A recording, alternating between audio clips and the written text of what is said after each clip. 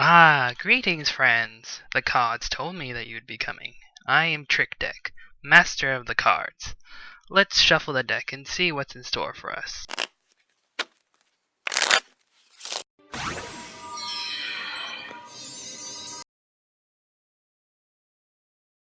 One moment, please.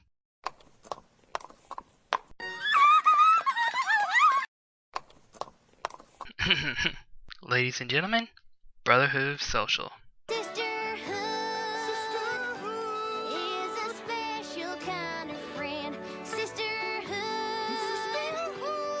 I guess if you couldn't tell by now, I was so happy to get a Big Mac episode. I enjoy the Apple family altogether, and Big Mac's probably one of my favorites.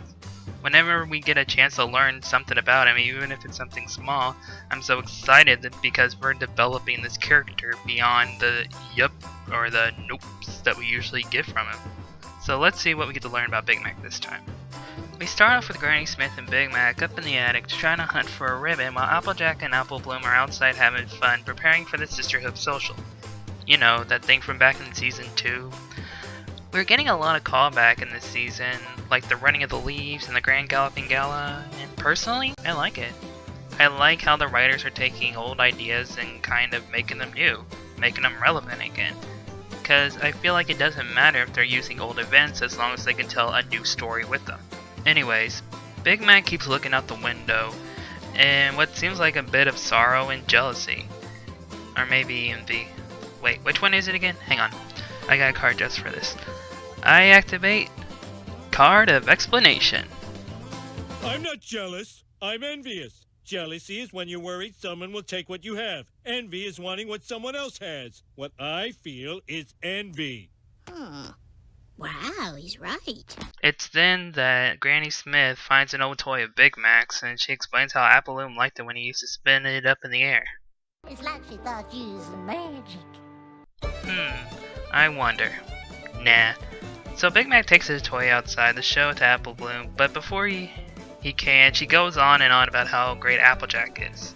When he finally gets the chance to show her, she finds it not really that impressive.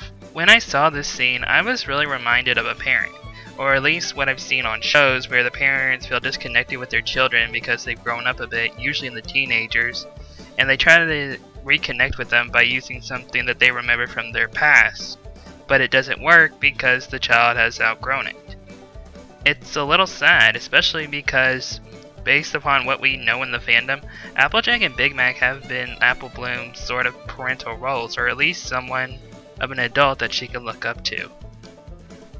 So as Applejack tries to get Big Mac to open up about what's going on, she's called away by the magical butt pager that is her cutie mark, which began the last episode. Knowing that Applejack has to go away to solve a friendship problem, Apple Bloom becomes depressed that she can't participate in the Sisterhood Social this year. When the day of the social arrives, Sweetie Belle and Scootaloo come by to see if Apple Bloom wants to cheer on Scootaloo and Rainbow Dash, since she's the only one left with someone to compete with, since Rarity and Applejack are in Manhattan. It is then that Granny explains that the Socialists always had a loose definition of what a sister was, which is how Scootaloo is able to participate with Rainbow Dash. I was both surprised and impressed by this. It shows that Ponybell does have a good understanding that not everybody fits the traditional family background, and still allowing people of single siblings or others to participate. Though I do wonder why Sweetie Belle and Apple Bloom didn't just go as Pinkie Pie, Fluttershy, or Twilight if they wanted to participate with them. I mean, I know Twilight was bored out of her mind in the last episode, so I thought she'd be more than glad to do it, and honestly, that's what I was expecting out of this episode given the clues to the last episode. But I'm still happy with what I got. If anything, it shows that there's possibly a third story to this about what Twilight was doing while Rarity and Applejack were in Manhattan. Heck, it might even turn out that she was the one that led him to the clue about Coco needing help. But that's another story for another day. So Big Mac gets an idea. We get to the social where we see Your cousin who what now? Well, I do declare it's harder today than the business end of a corncob pie.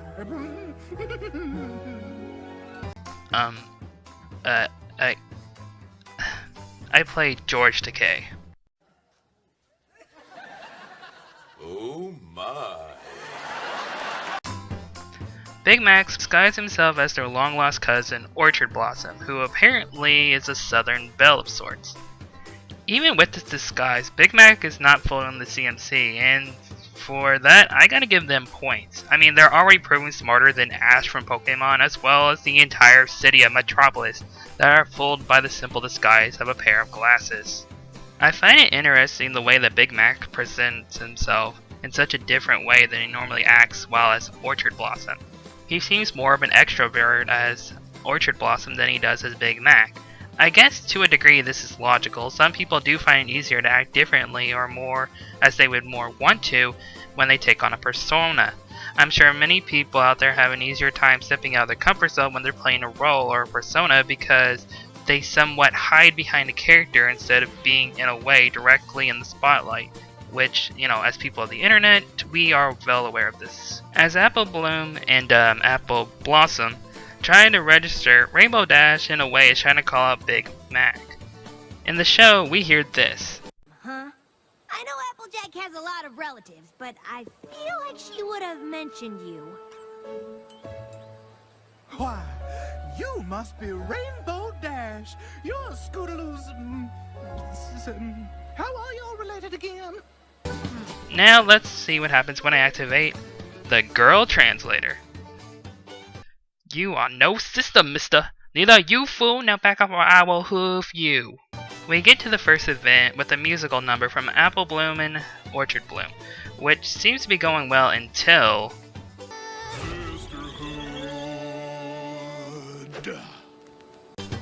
Good undercover work there, Big Mac.